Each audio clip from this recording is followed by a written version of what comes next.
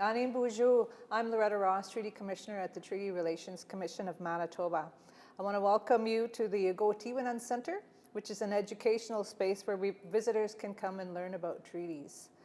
Today we're going to talk with some esteemed elders, and we're going to talk about the treaties and the treaty relationship and get their view and perspective. So joining me this morning, we have three of our elders from our Elders Council: Elder Sherry Copenace, Elder Katherine Whitecloud, and Elder Harry Bone. Elder Copenace is from the community of Ojibways of Onigaming, which is located in Treaty 3 in northwestern Ontario on the east side of Lake of the Woods. Elder Copenace is firm in her ways of knowing and being Anishinaabe. She speaks her original language, Anishinaabeman, and has a great love for the land and waters. Since 2011, Elder Copenace has led a renewal of Makusikewin, Anishinaabe young women coming of age, teachings and ceremonies. She's also part of our Knowledge Keeper Circle at Nanandawagaming, if I say that right, and helps at Anishinaabe teaching and sacred lodges. Elder Katherine Whitecloud is a community leader from Wippazoka, Wapka, Sioux Valley, Dakota Nation. Chosen at the age of 16 to represent her people, Katherine has been a spokesperson for her nation for over 30 years. She has worked for her community in several roles, including as Chief and Director of Education. Her work lies in ensuring the life and teachings articulated and envisioned by her forefathers is honored and protected. She is also a member of the Turtle Lodge National Council of Elders and Knowledge Keepers. And lastly, but not leastly, Elder Harry Bone from the Kishikoanan Ojibwe Nation, located in Treaty 2.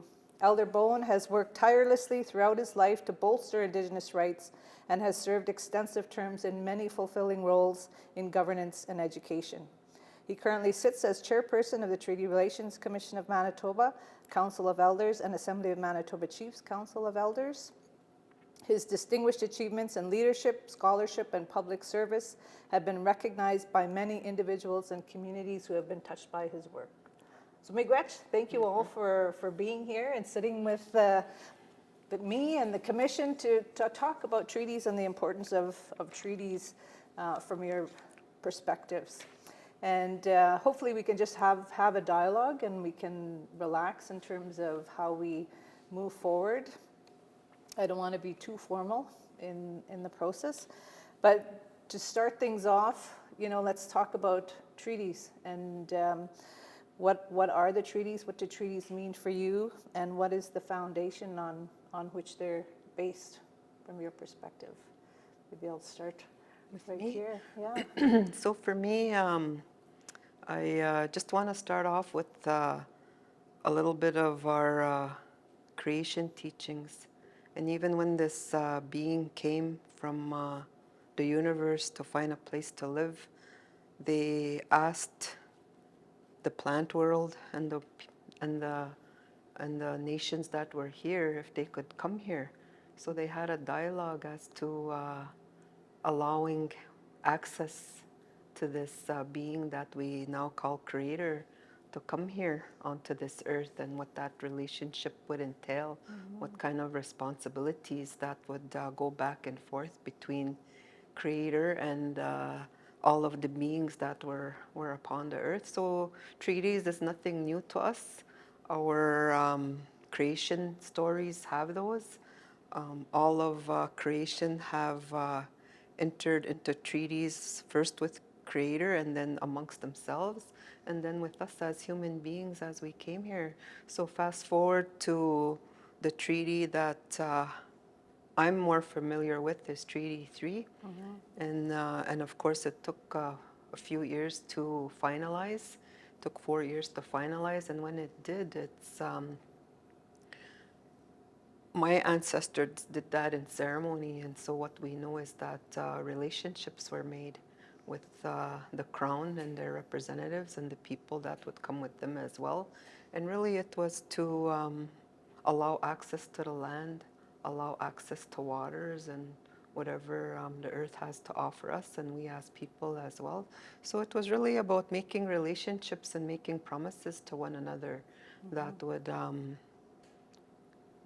be eternal, that would be forever, just like that saying, As long as the sun shines, the grass grows and the waters flow.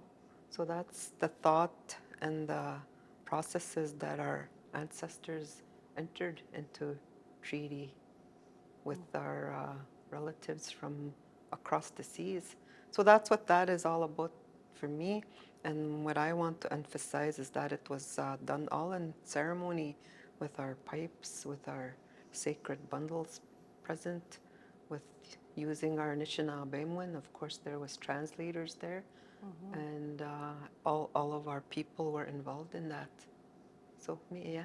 So what, I mean, and you know, that's thinking about treaties in a different way. Like contemporarily, we often think of treaties, the numbered treaties and that type of thing. But what you're talking and describing is something that came way before what we know is the contemporary, I guess, in the grand scheme of things, the numbered treaties.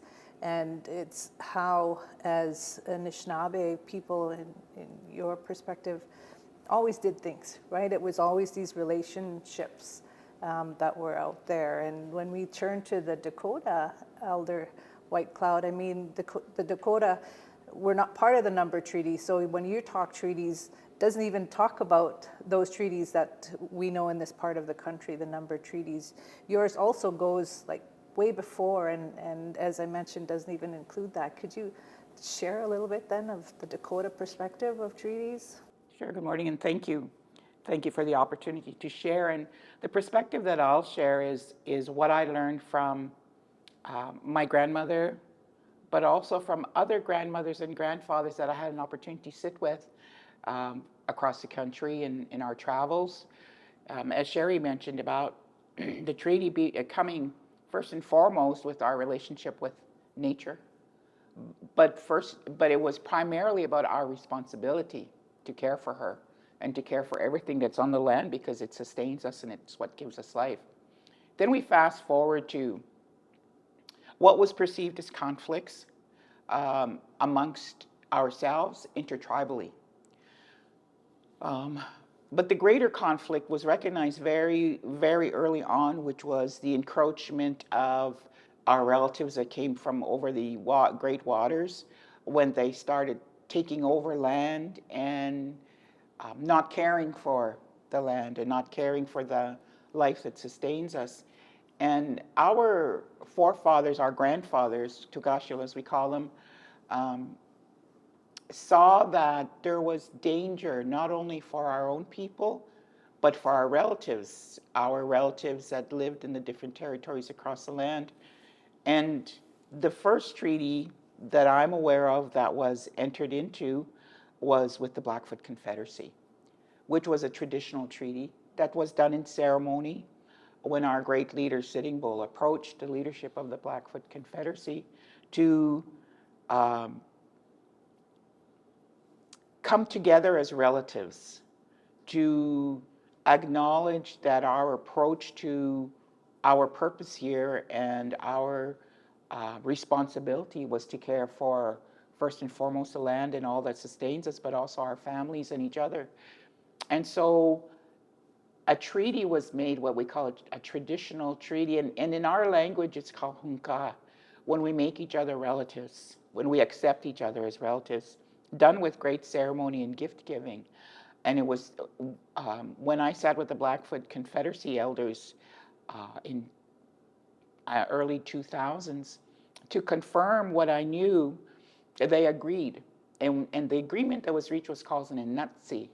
And we agreed together how we were going to come together as extended family to care for each other, but also to care for the land and to put up a front against the encroaching world of Western civilization as we know it today, right? So that's how that one came about. And then also we have one with Treaty 3, where gifts were provided and the big drums were given. And I've met the gentleman who cared for one of the original drums, and I've met the gentleman who kept the song that was sung at that ceremony for what we agreed to together and how we were going to help each other and support each other against all of this encroachment of a Western world that was damaging not only our people, but the land, and taking over without thought to the people that were here, which is like one of the utmost signs of disrespect is to steal or to be dishonest or to disrespect. Disrespect is just one of the most horrible things you can possibly do. So we have that. We also have one with the Mohawk and gift exchange and gift giving also. And that was verified by one of our friends, colleagues, or relatives from Wapetun or Wachbetun, it's actually called, with the Mohawks, because there was intermarriage there. And that was confirmed also. And our history is not well known as Dakota people. Only we know our history because it's oral. The written history that you may see about us is written by explorers, missionaries, priests, historians, but none of it's written by us. Ours is all oral, verbal history that is passed on from generation to generation. Sadly, a lot of that's being lost, so now we're teaching our children so that they'll carry it forward. And that's a necessity for our truth to survive. We did at one point have a treaty in Canada with the Crown, and we fought under the Crown's flag against the American armies, American cavalries, as a means of protecting our northern territory that we followed every summer. However, the Crown abandoned our treaty with her and with them when they agreed to a truce with the American army or American cavalry. They abandoned our treaty. And so they, with just the stroke of a pen, let it be known to us that we weren't important to them after we fought for them and with them. There's a lot of treaties that have been signed on the southern side of what is now known as the border with the government. None of them have been honored, similarly to what's happened in Canada. Our relationship is much different also because we acknowledge our vast territory over all of the Great Plains. And we acknowledge and give life to not only our responsibility, but our Creator-given right, Creator-given gift to travel freely and to work and live and do what we want to do across the border, because for us that border is artificial. All our relatives still remain stateside. But we also have northern relatives from northwest of Edmonton, eastward, Treaty 3 Mohawk Territory, northern Quebec, and south all the way down the mountains, down to south of Colorado, and down to South Carolina. So the Great Plains territory was vast, and there's remnants of our relatives all over. We have 4 lines of them in specific to our area.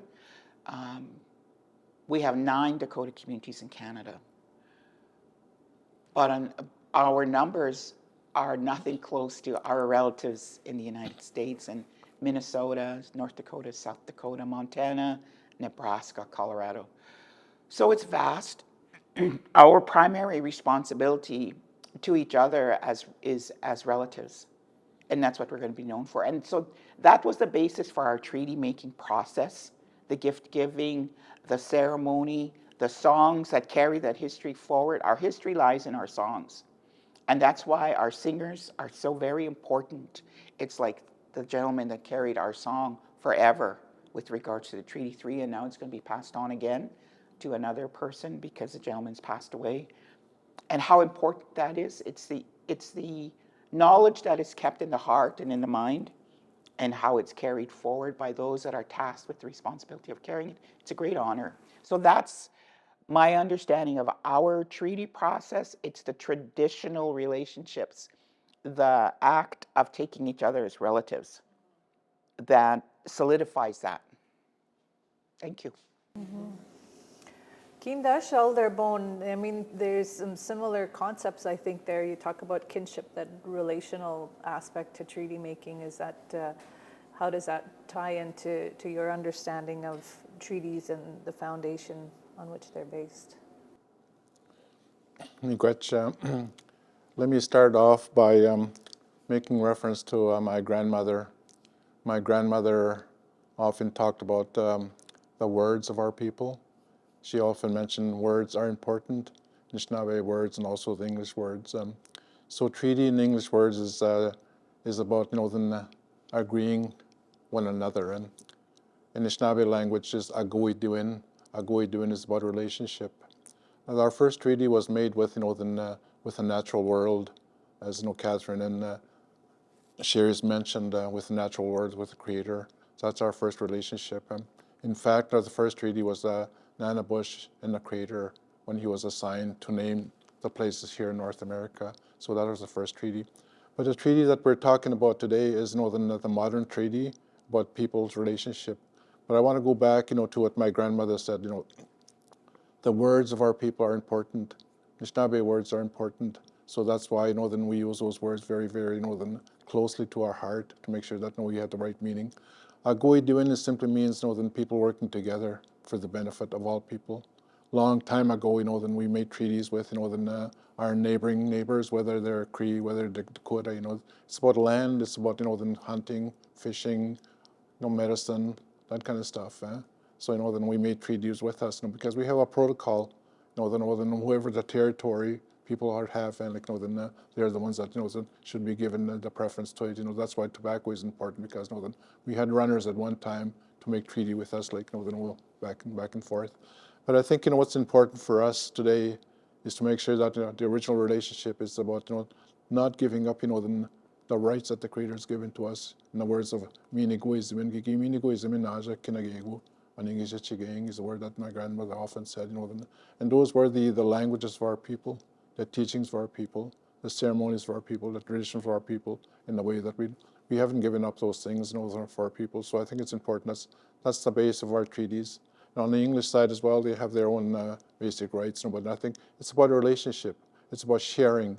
It's about people working together for the benefit of the communities as well as for nations. So in Manitoba, as we signed treaties here 150 years ago, that was simply that, to welcome people from all over the world to come in here, to make sure that they enjoy their freedom, their enjoy to who they are as people. But I think, treaty is important because, that's what we're talking about now. And I think, then Sherry's mentioned about, the sun, the grass, and the water in our opening remarks. We today as well, we witnessed, the sun is going to be covered by the moon, to cover the earth. And, see, that's a relationship. That was a treaty between the Creator, and the sun, and the moon, and the earth. So I think, for us, we look at treaty in that sense as about relationship. So, Miigwech. Okay. Some of the things that you all talked about, or those protocols and those processes that you entered, that you did before you enter into treaty. Post-treaty, what types of things were in place to uphold your part of the treaty? If I can say that, like as an Anishinaabe, what was required of us to uphold a treaty, whether it was with the Dakota or later on, like with the Crown and similar with the Dakota peoples? What was the responsibility that was put in place? So for me, the responsibility I can speak to is ensuring that we're all aware of what those treaties are. So that becomes our responsibility to not only know the people my age, but the people that are younger than me, to make sure that they know what those treaties are about from our words, from our perspective. Not what you read from a book might be good, but what you'll hear from those stories and those the voice of our people, that's much more meaningful and true to me. So it becomes our responsibility to let them know about the treaties we have with creation, the treaties we have with our relatives, such as the Dakota people, the Haudenosaunee people. We have those treaties as well, and it was really about, as Harry was saying, about the respect and how we don't ever encroach on somebody else's lands, that we make relatives so that we can go onto their lands and they can come onto our lands, and that we do that in very respectful and in how a relative would do that as well. So fast forward to the number of treaties, we still have a responsibility to let everyone know, not only our people, but everyone, how those treaties came about, why they were made, how they were made, and what they mean today in 2024. And for me, it's once again how Catherine and Harry said, it's about us ensuring that we know each other as relatives, but first making sure that everything that we need to live life and sustain life comes from the earth and the waters and from all of those. That's what our ancestors left for us when they signed those treaties. And then for us, ceremonially, how we acknowledge those treaties that we made with the crown is we have a spring and fall ceremony where we, for the only word I can think of is kiwi kungein, like when you feast, you bring food together, you bring gifts because it's all about, and you have all of your sacred bundle there, the pipe, the drum, the songs, the people, the tobacco, whatever medicines you have. And what we do is we ensure we feast those 24 signatories that signed on to Treaty 3, that they know that we remember them and the work that they did on our behalf in negotiating and finalizing Treaty 3, and how we continue to keep our part of that treaty, but ensuring that everybody knows about that. And that's one way that we continue to do that. Elder Whitecloud, you talked about the oral, right? And can you, what other things or how, what other processes and measures would the Dakota utilize then? And does it continue today? And maybe what are some of the challenges in that? Through our ceremonies and our understandings, well, hunka, when we make a hunka relative, which is done in ceremony, it's similar to a marriage ceremony. It never ends and it never dies. It's forever. And it's a relationship that we choose, which is much more powerful and much more responsibility than a birth responsibility like your siblings. It's much more than that. And so that lives forever. And so our responsibility is to continue to teach that to our children and to our grandchildren, so that when we go into, for example, when I go into Blackfoot territory, I never go without a gift and tobacco. And I will go to an elder wherever I'm going, and I'll offer it. I'll ask to speak, and I ask for permission to speak before I speak. And then I will present the gifts and thank them for continuing the relationship as extended relatives. And we do that into whatever territory we go into, when you're aware of those protocols. And it's not only a reflection on myself as an individual, it's a reflection on my family, and then it's a reflection on my nation. And back in the day, historically, one person did something wrong, a whole nation could suffer for it. The word is the most important thing. Commitment to the word, because it's sacred. Our voice is sacred, and it's provided to us for a reason and a purpose. And to give voice to the words that were shared by our ancestors is the most profound thing that any of us can do. And I'm so cautious and careful with that, because it's as our colleague from Alberta said, when you offer somebody tobacco, when he said to us, he said, I accept this tobacco and I will speak no more. Meaning it's not him, the individual, speaking, it's the spirit that is speaking through him then. It's Creator that speaks through him. And how powerful this tobacco is, and this gift of tobacco, and our recognition of that and our acknowledgement. So in modern day now, because we have so much intermarriage, and it's really important to understand that also, our responsibility to not only say a son-in-law or daughter-in-law, but our responsibility to the family and the nation because of that. Treaty making is the same thing for us. That responsibility never ends, it's forever. It can never be broken. And if you do, it's to bring shame and hardship on your family, on your nation, if you do so. For us, it's living and breathing all the time. As far as the actual written treaty, the number of treaties that you're talking about, we don't have one, and we don't want one. because our relationship is with the Creator and the land and the people. We don't have a relationship with the Crown. And they chose not to have one with us, even though we honored them through the sacrifice of our men in fighting for them. They disrespected our people. And it's difficult to have a relationship when there's that amount of disrespect that's shown. But we have treaties with many other groups in a sense of our own people, because there's that understanding there and the commitment and the respect. It never ends. Thank you. Elder Vaughan? Yeah, I think it's important to know the foundations of our treaties. For the Anishinaabe people and our people, the foundation, of course, is our belief system in the Creator, and the Creator is the one that gives us life. Secondly is the land itself, the water and the air and the medicines that it provides for us. So our treaty was with the Creator and also with the land as well, with the animals and the stars and the moons, that kind of stuff. So that's the original relationship that we established a long time ago. And we're given that responsibility to maintain that, even though we signed treaty with the non-Indigenous people. But our traditions make sure that we follow. As my grandmother would say to us, it's important to use your language. Make sure that your references to our treaties are in the name of our people, in the language that she used with Gegoi Kauni ke ken ga Anishinaabe when in other words, what she said was, don't ever forget the language of our people.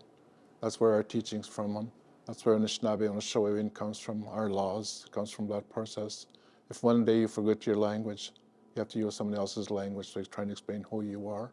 In other words, English language, the English thought. So I think the importance is, the foundation of our treaties was based on that, and they were never for negotiation. When the number of treaties were signed 150 years ago. Yeah, we agreed to share the land, but we never gave up, the languages, the ceremonies, the traditions of our people. So, we still maintain those. That's why we still. The one that's important about, our relationship is the spirit within us, because it's between us and the Creator. No matter how might and strong, then the other government is, then we still, maintain that relationship. So I think the foundation is our faith and our belief system in who we are. So that's why we still, follow our elders, their teachings to make sure that, then we follow their own, who they are, from where they come from. But I think, then the foundation of treaties was based on that. We never given that up, then even though we felt that, the government has, then cheated us, then when the time when treaties were signed. But we maintain that, we're still in existence today, 150 years. We still speak our languages. You still hear our people, their ceremonies and their traditions, their songs, and all them, because the spirit of our people will never die. So, miigwech. So, we think of those connections to the land, and we look at where we are, getting into 2024, our people as the original peoples, and the shift, I think, is from responsibility to rights, my right as an individual. What kind of thoughts do you have around how do we maintain the connection and the language and the ceremonies when our views of our young people are, well, I'm entitled. This move, I think, from responsibility to entitlement. And where did that shift happen, and what do we need to do to maybe help the younger generation remember the ways that you're talking about? For me, once again, it goes back to all of us knowing our creation stories, because that's where our roles, our responsibilities, our obligations, that's where it all comes from. And how it's even more critical today in 2024, because we see everything that's happening out there, where a lot of people don't remember who they are.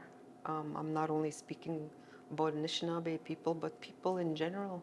They don't remember who they are, and that promise we made with the creator as a witness, saying that we'd take care of this land, we'd take care of the waters, those what we call elements, the air, the fire, and even how we would take care of one another, not only as Anishinaabe people, but those relatives that came from across the sea that, we took care of them when they arrived here.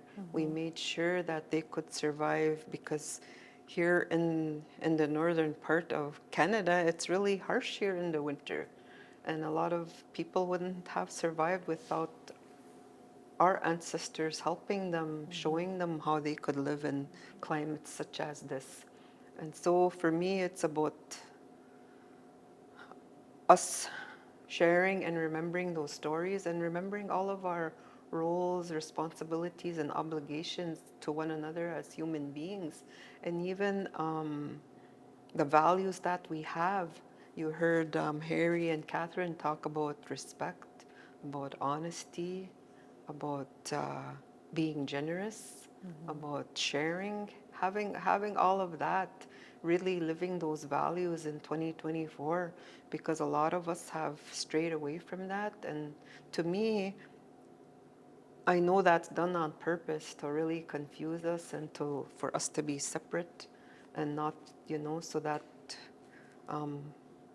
it's so that we can't be united, but we can be if we remember all of those teachings and that everything that we're given, such as Harry said, Minigoziwan, even that is an ancient lawmaking process that's given through Creator, and how it's a privilege when something is gifted to us. I wouldn't ever say I have a right to that.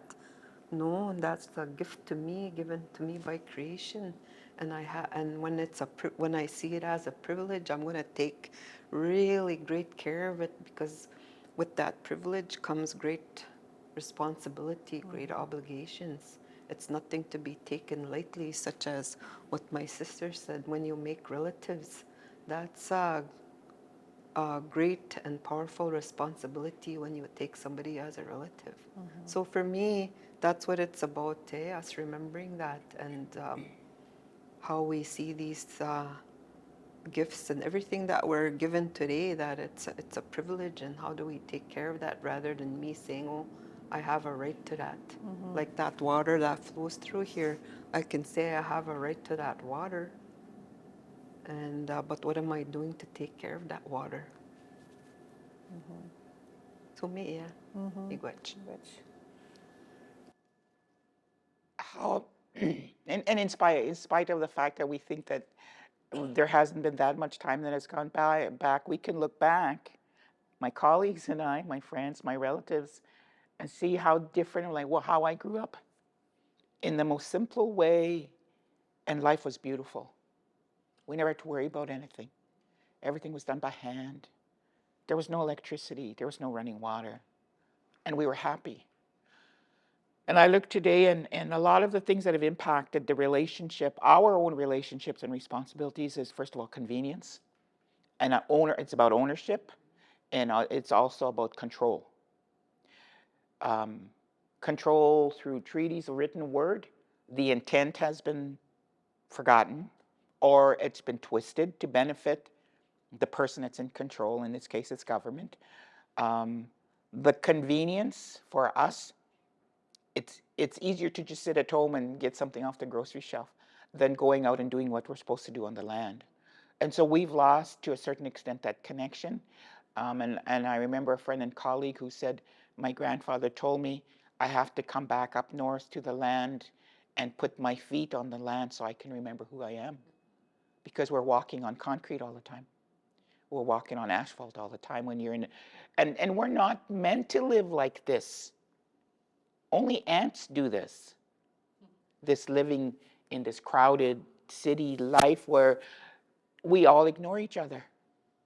You don't know your neighbors. You don't know the people you run into every day. We can't do that at home because it would be disrespectful if you don't acknowledge the people that walk by you, or the people you meet on the road, or if you don't help. But it's that adoption, or not even adoption, it's acceptance of an exterior way of life, because they have the numbers, and we've accepted it, that removes us from our responsibilities, or kind of half-heartedly living with them because it's convenient not to. And And I'm sorry, can you go back to the question again? I was just talking about the shift in thinking from the responsibilities that you talked about to now this rights. It's my right to this, or I'm entitled to do this, and it seems a shift in the way like we think. And how do we? Do you agree? First of all, I guess, and what are your thoughts on how we help the next generations deal with that shift? Are there reminders we have to put in place, or what kinds of things can we be doing to not move too far, in that rights entitlement perspective? We're not entitled to anything.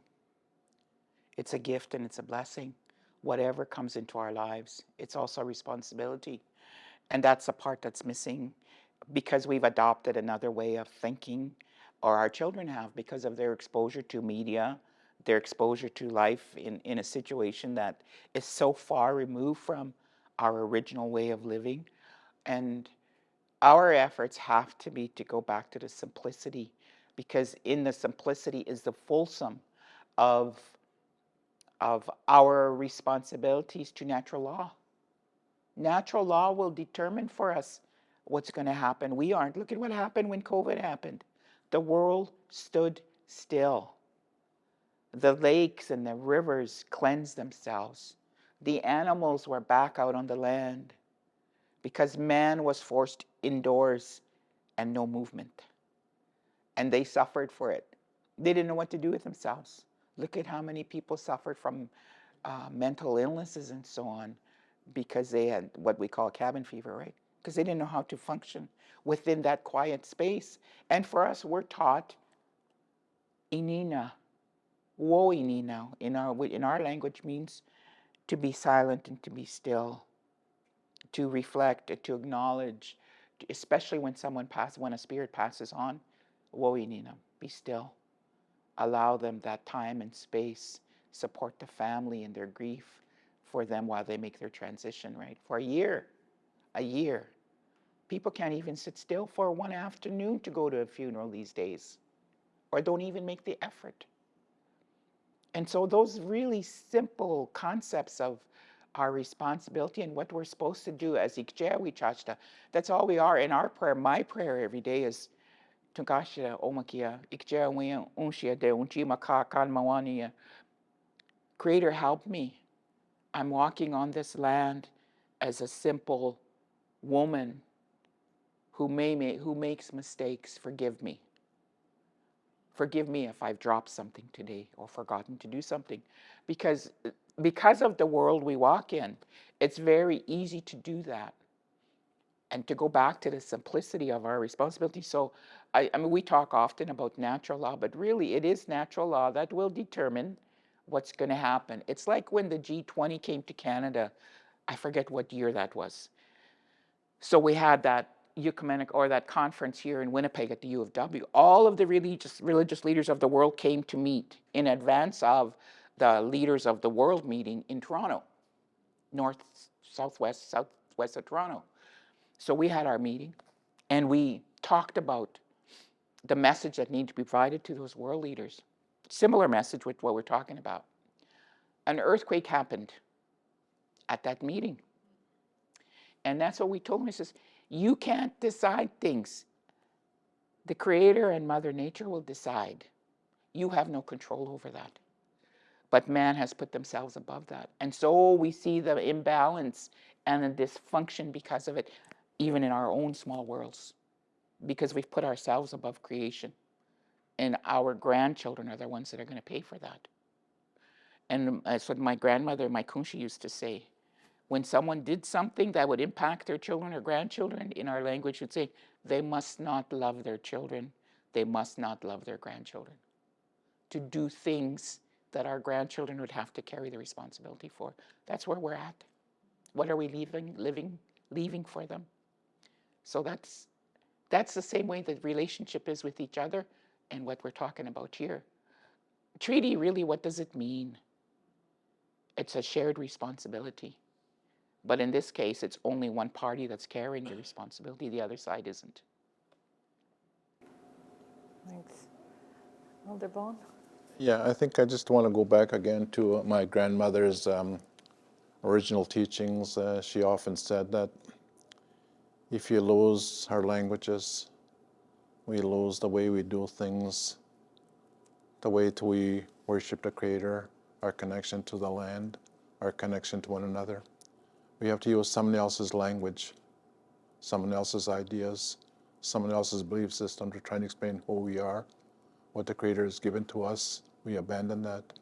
See, that's why it's important to remember that, because she also mentioned about their way, meaning non-Indigenous people, and their way is about violence, it's about control, it's about management, it's about living off the land, making money off the land.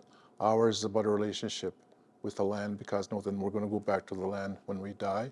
Our bodies are, but the spirit of our people are going to go back to the stars. So I think that relationship is so important, to make that belief that at least the spirit of our people will never die, will never be killed, because it's between us, as Sherry said, the Creator is giving us that life. When we die, our spirits go back, to the spirit world. It's not going to be up to the government to tell us, how to get there, because they have to be responsible as well. But going back to what my grandmother said, because Anishinaabe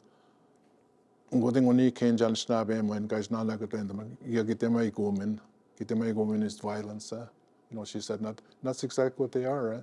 It's about violence. Ours is not about violence. It's about relationship, as Catherine has mentioned.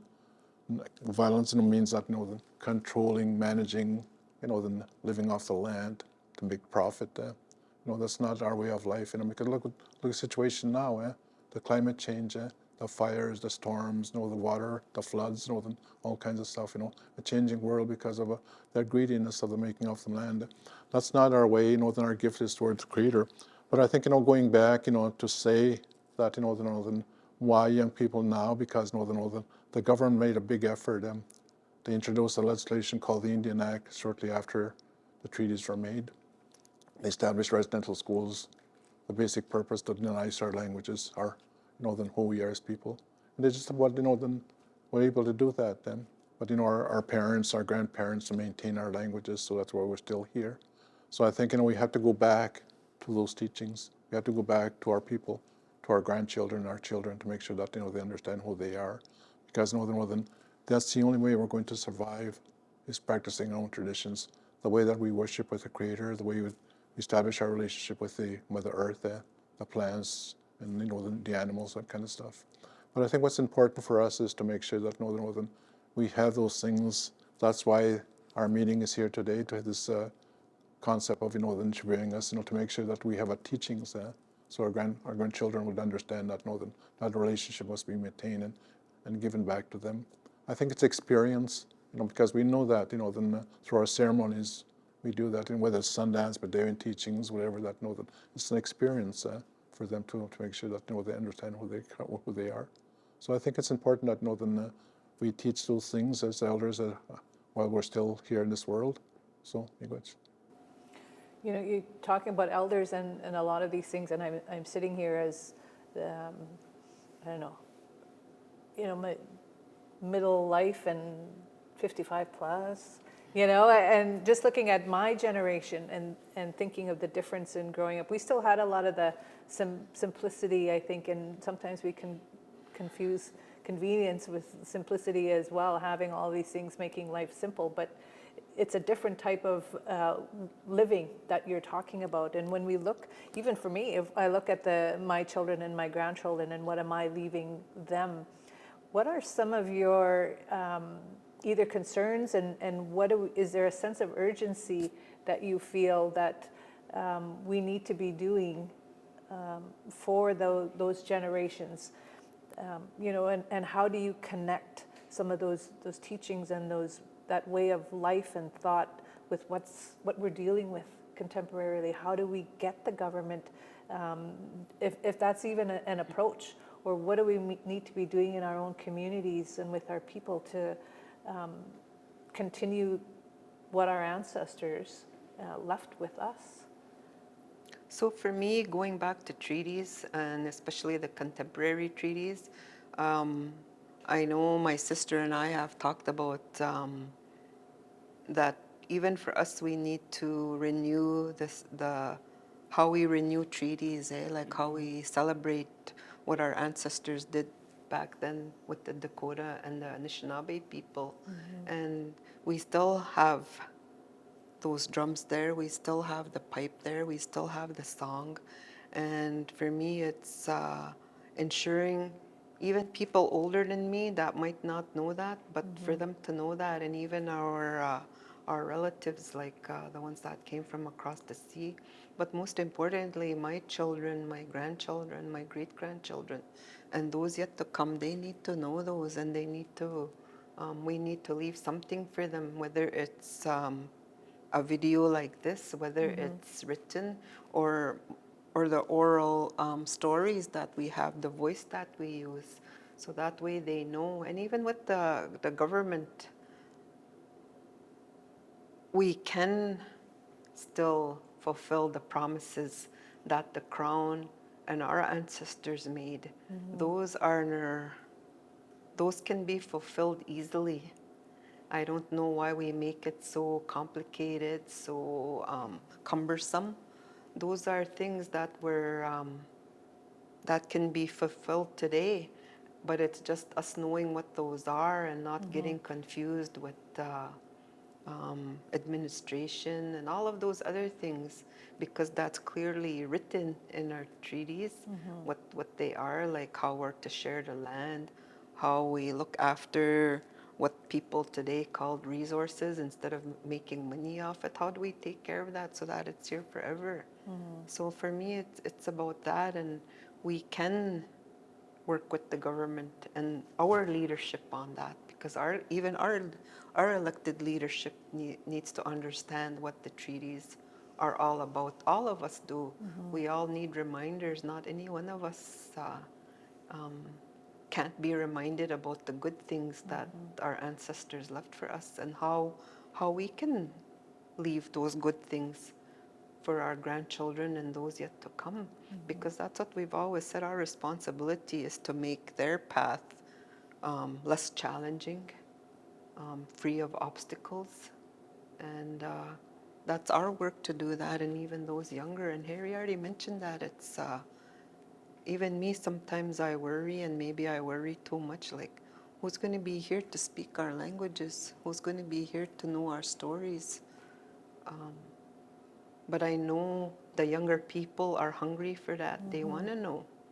They want to know. And it's up to us, people like us, to let them know what that is and provide opportunities for them to know.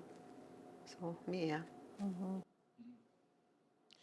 So one of the things that, not one, many of the things that we're doing is like my sister Makuskewin. We're doing the same thing, and we've been doing it as a family, but we need to expand that to the rest of the community. So we're making it part of our education system, that we teach the foundations of, for example, what it means to be a female, your role, your responsibility, and how that transition as you get older. Similarly, the boys are going to be turned over to the men, and they're going to learn that also, because it's about establishing their role in life, their primary responsibility in life as female or male, and also for the ones that are gender neutral. That's really important, because we often leave them out of the conversation. Because we need to bring that balance back. That balance is lost because we've adopted that colonial way of thinking that man is in control and women, you have to listen to them. And I don't mean any disrespect from that. That is so reverse. We've also brought the language back. It's mandatory even for our teachers who don't speak our language to understand it and to learn it. Because we're a Dakota community, Dakota school, Dakota children. I keep saying that.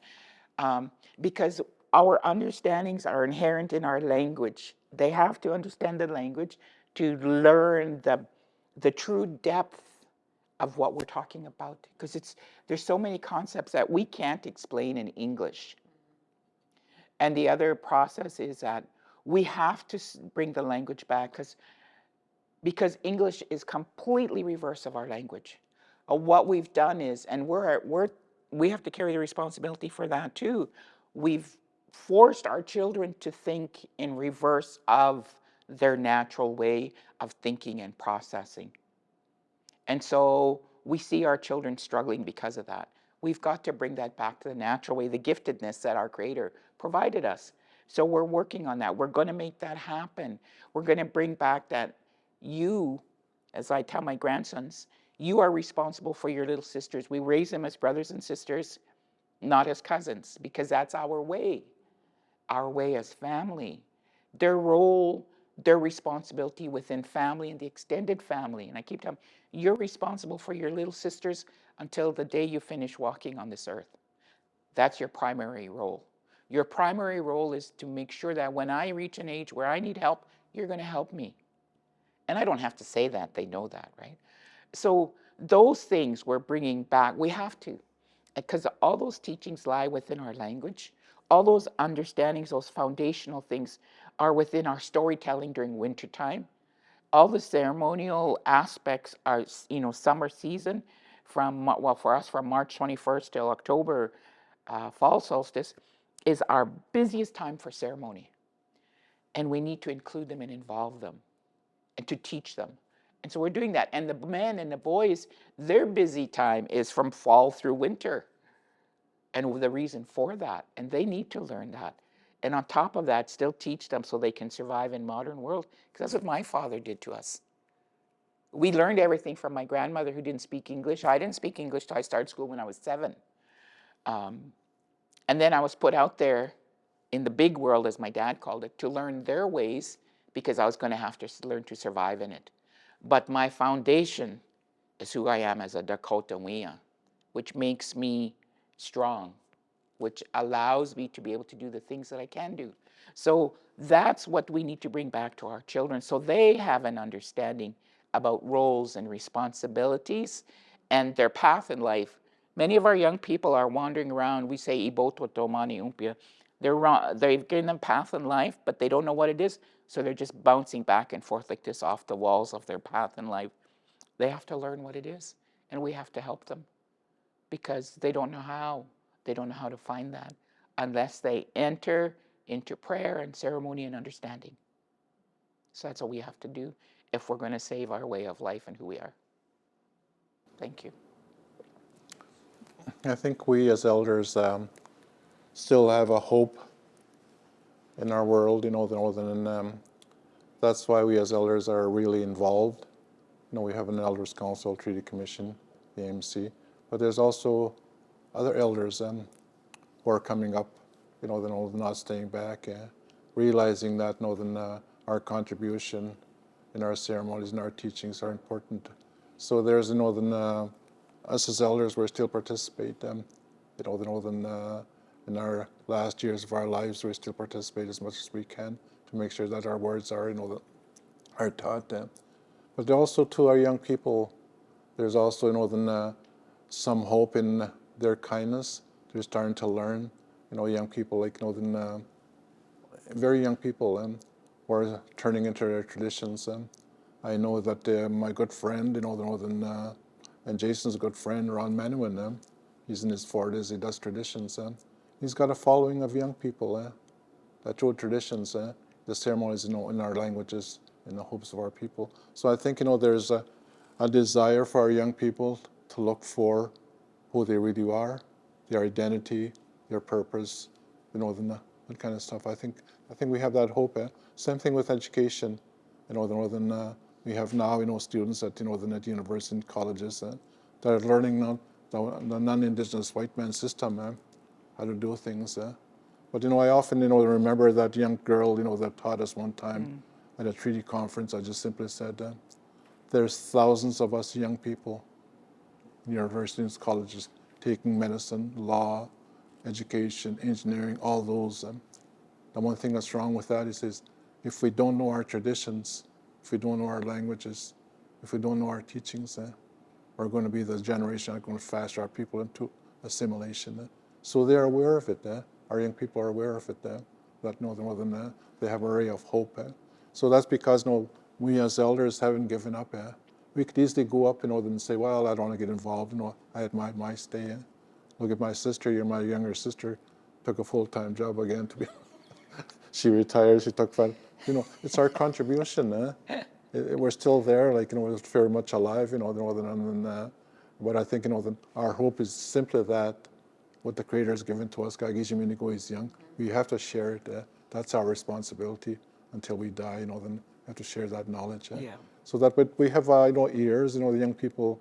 Then there's an end movement.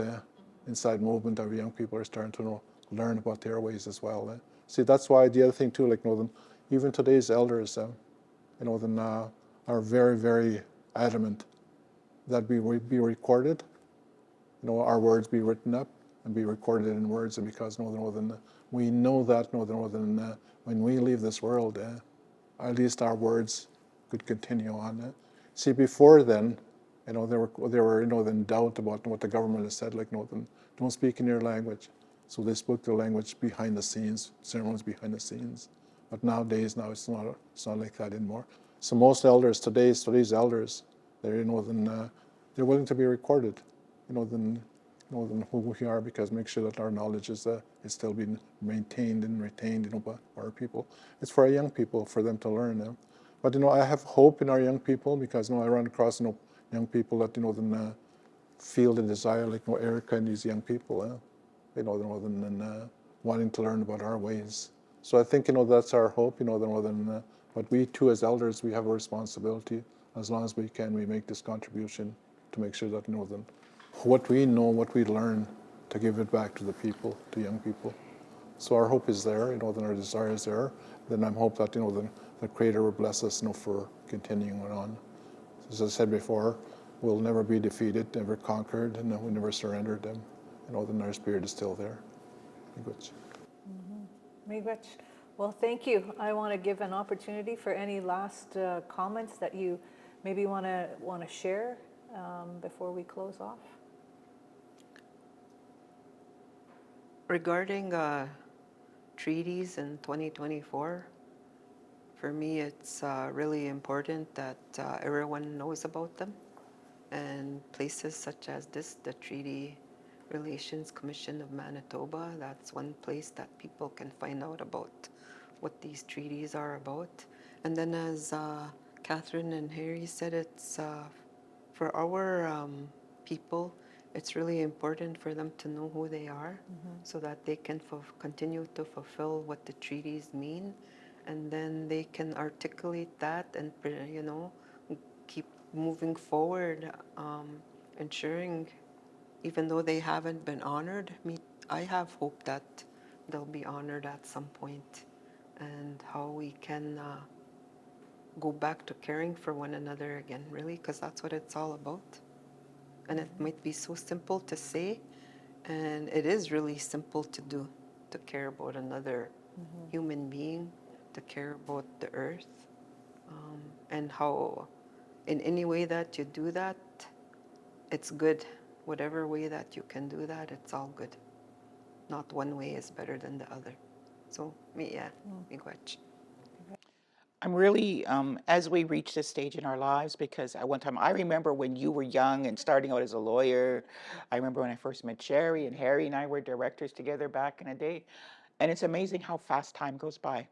We assume we have a lot of time. And again, that's a man-made thing because we think we're in control, and we're not. And the importance of sharing what we were taught by our grandparents, for me, my grandmother, my father, my mom, how important that is.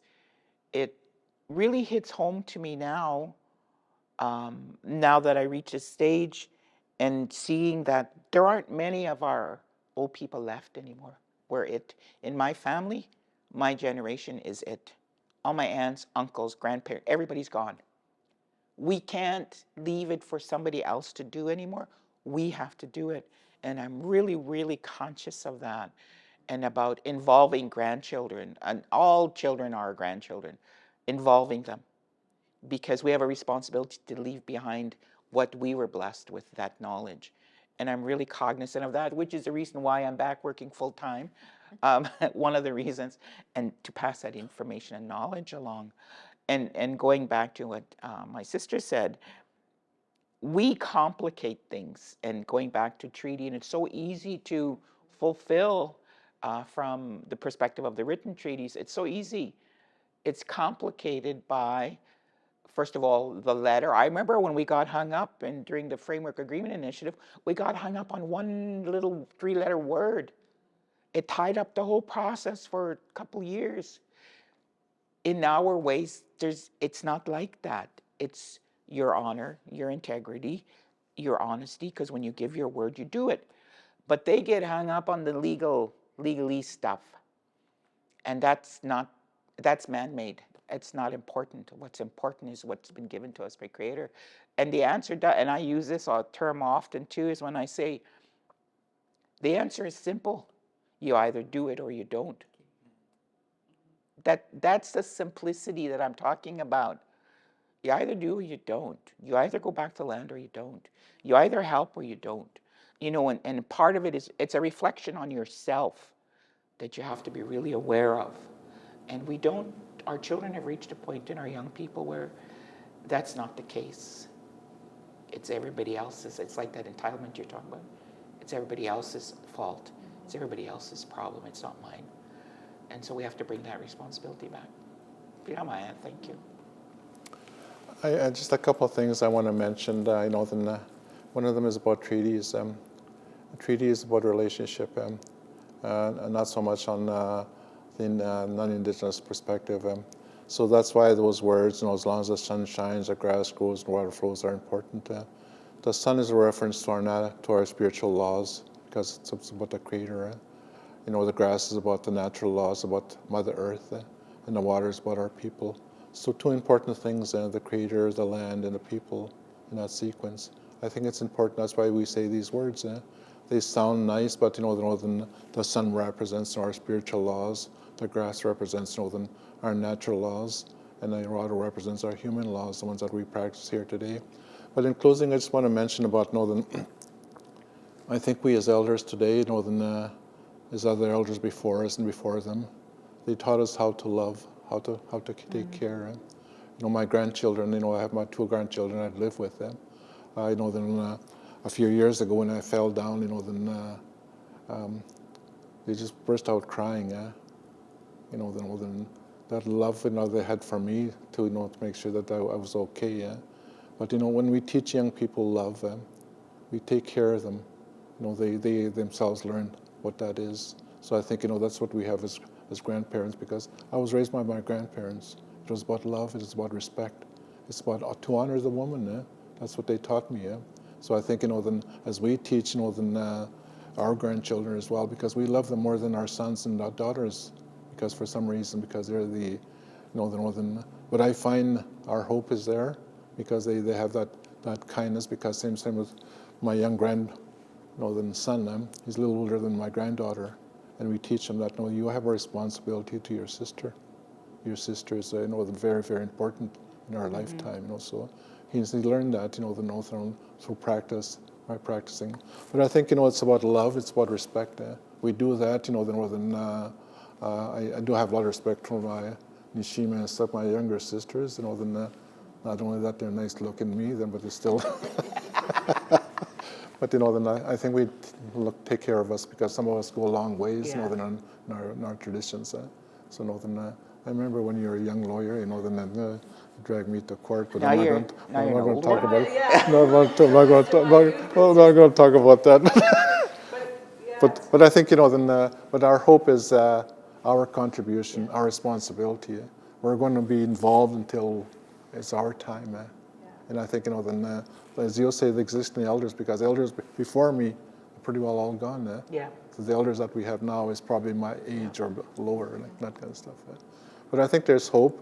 There's, you know, and we hope that, you know, by recording these things, and of course the Treaty Commission has done a lot of work for public education, public awareness, and that kind of stuff. So is the Assembly of Manitoba Chiefs. And we have an Elders Council that's very, very effective. You know, I find that, you know, so there's hope. Something good. Can I add one more thing, please? Absolutely.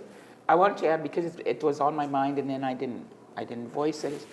We are the generation, when we sit together like this, that are connected to the past. When residential school started, when we had day school, we went through the integration movement. We went through when post-secondary was introduced. we've been through all these different processes, Meech Lake, all of that. And then we reached a point now where we meet with world leaders on a daily, and it's not a big deal. They're just human like everybody else.